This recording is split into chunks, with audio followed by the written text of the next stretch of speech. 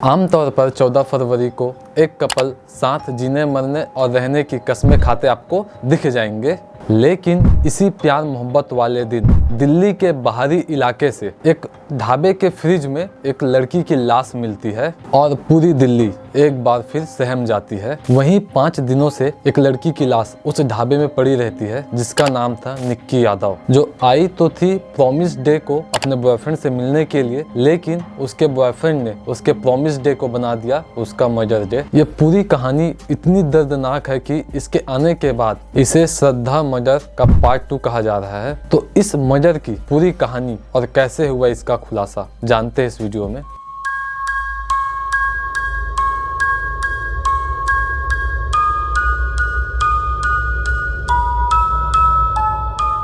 तो साहिल और निक्की के रिश्ते की शुरुआत हुई थी साल 2018 में। इस वक्त साहिल एसएससी की तैयारी करने के लिए दिल्ली के उत्तम नगर में पहुंचा था। वहीं हरियाणा के जज्जर की निक्की यादव भी रहती थी, जो डॉक्टर की तैयारी कर रही थी। एक ही इलाके में रहना और एक ही बस से आना जाना या बस स्टैंड पे बस स्टॉप पे एक दूसरे को देखना, इन सब चीज से उनकी नजदीक आना या बातें होना आम बात थी। इसी तरह धीरे धीरे दोनों के बीच दोस्ती का सिलसिला शुरू हुआ और कब वो प्यार में बदल गया दोनों को पता ही नहीं चला। लेकिन जब साहिल का एसएससी में सिलेक्शन नहीं हुआ तो 1 महीने बाद साहिल ने ग्रेटर नोएडा के एक कॉलेज में डी फार्मा के कोर्स में एडमिशन ले लिया और बाद में उसी कॉलेज में निक्की ने भी बीए इंग्लिश ऑनर्स में एडमिशन ले लिया। इसके बाद दोनों लिव इन में रहने लगे। यहाँ तक तो सब कुछ ठीक चल रहा था और दोनों अपने अपने सपनों की दुनिया में खो चुके थे। दोनों एक दूसरे के साथ ही रहते थे और आगे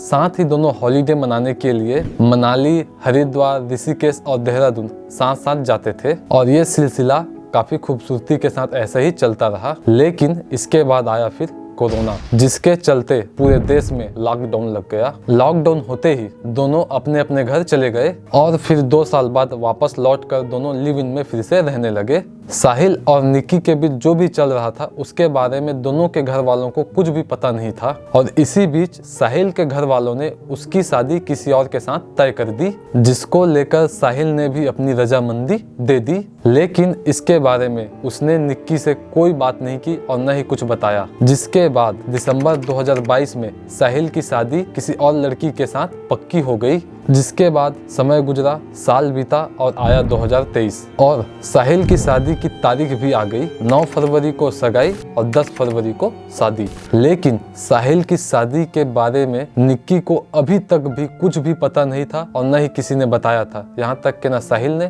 न और किसी ने भी। और निक्की पहले की तरह ही घूमने के प्लान बनाते हुए गोवा का ट्रिप प्लान कर बैठी और फिर अचानक से निक्की को साहिल की शादी के बारे में पता चलता है और वो पूरी तरीके से टूट जाती है और फिर दोनों के बीच में बहुत ज्यादा झगड़ा हुआ और फिर दोनों ने अंत में ये फैसला किया कि वो गोवा जाकर साथ साथ आत्महत्या कर लेंगे। और फिर निक्की ने इसी बीच 9 फरवरी को गोवा जाने की टिकट भी बुक कर ली, लेकिन साहिल ने आखिरी वक्त पर बहाना बनाकर गोवा जाने से साफ साफ इनकार कर दिया। वहीं पुलिस की ओर से मिली जानकारी से पता चलता है कि निक्की को जैसे ही साहिल की शादी के बारे में पता चला तो निक्की ने साहिल को धमकी दी कि वो पुलिस में केस कर देगी कि साहिल उसको धोखा दे रहा है। और इसी बीच 9 फरवरी को साहिल की सगाई भी हो गई। एंगेजमेंट के बाद निक्की ने साहिल को अपने फ्लैट पर मिलने के लिए बुलाया ताकि दोनों बात कर सके। लेकिन जब साहिल फ्लैट पहुंचा तो दोनों ने फ्लैट में बात करने के बजाय कार में घूमते हुए बात करने का प्लान बनाया और साहिल ने निक्की को अपने कार में बिठाया। हालांकि कार में दोनों के बीच बहुत ज्यादा झगड़ा हुआ और निक्की लगातार इसी कोशिश में लगी थी कि साहिल को वो गोवा चलने में मना सके,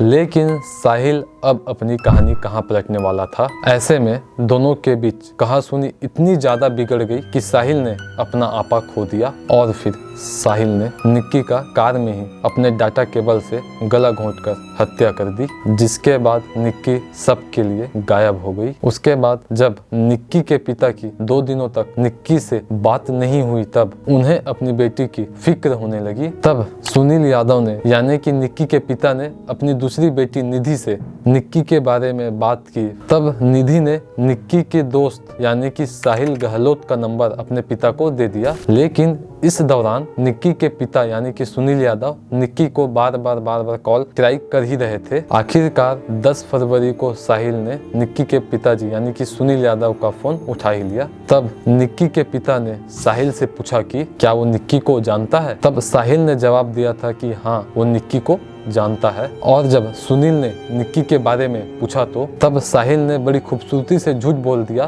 कि निक्की तो गोवा ट्रिप घूमने के लिए गई है और वो जल्दबाजी में अपना फोन यहीं भूल गई है। फिर कुछ समय बाद निक्की के पिता दोबारा साहिल को कॉल करके निक्की के बारे में फिर पूछते हैं, लेकिन इस बार भी साहिल ने पिछली ही बार की तरह वही बातें दोहरा दी। इस बीच निक्की के पिता ने साहिल से जानने की कोशिश कि वो निक्की के साथ क्यों नहीं गया। तब साहिल ने बताया कि उसकी शादी है इसीलिए वो उसके साथ नहीं गया। लेकिन साहिल की बातों को सुनकर निक्की के पिता यानी कि सुनील यादव को यह बात कुछ ठीक नहीं लगी। तब निक्की के पिता ने क्राइम ब्रांच में मौजूद अपने पहचान के पुलिस कर्मी को इस पूरी घटना के बारे में जानकारी देते हुए इस मामले की पूरी तरीके से जांच करने को कहा। तब क्राइम ब्रांच ने निक्की के फोन नंबर को सर्विलेंस में डाला और टेक्निकल सर्विलेंस के जरिए पुलिस मित्राओं गांव के ढाबे तक पहुंची, जहां पुलिस को निक्की यादव की डेड बॉडी डीप फ्रीजर से प्राप्त हुई। जिसके बाद दिल्ली एक बार फिर से 14 फरवरी को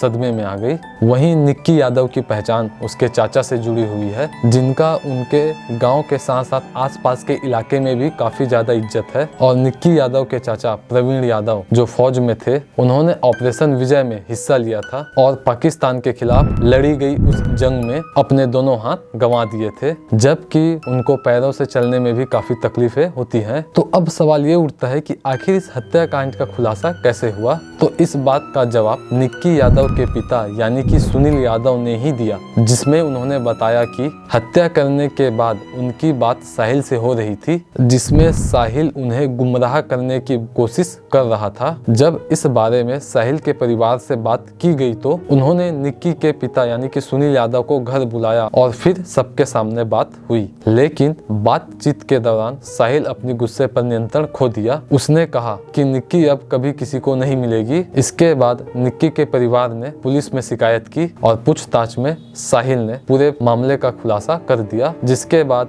आसानी से शादीशुदा साहिल एक कातिल में तब्दील हो गया। वहीं पुलिस जांच की बात करे तो निक्की मर्डर केस की जांच में पता चला है कि साहिल ने उसकी सुबह ही हत्या कर दी थी। फिर साहिल को कश्मीरी गेट यानी उस जगह ले जाया गया जहां उसने बताया कि गाड़ी में उसने निक्की यादव की हत्या की। इसके बाद पुलिस उस जगह के आसपास सीसीटीवी भी खंगाल रही है। वहीं पुलिस साहिल को निजामुद्दीन आनंद विहार रेलवे स्टेशन भी लेकर जाएगी, जहां वह उसी दिन निक्की को लेकर गया था। और पुलिस अधिकारियों ने बताया कि पूरा शिकंज कनेक्ट किया जा रहा है, जिससे निक्की की हत्या का सही जगह और सही समय पता चल सके। तो आरोपी से उसके कबूलनामे और हत्या का पूरा घटना चक्र समझ लेते हैं। एक दिन जब दिल्ली पुलिस ने साहिल से पूछताछ की तब साहिल ने मर्डर वाले दिन की सारी डिटेल पुलिस को बता दी। साहिल ने बताया कि उसने कश्मीरी गेट बस स्टेशन और राजघाट के पास डाटा केबल से निक्की की गला घोंटकर हत्या की थी। और साहिल ने आगे बताया कि और उस वक्त सुबह के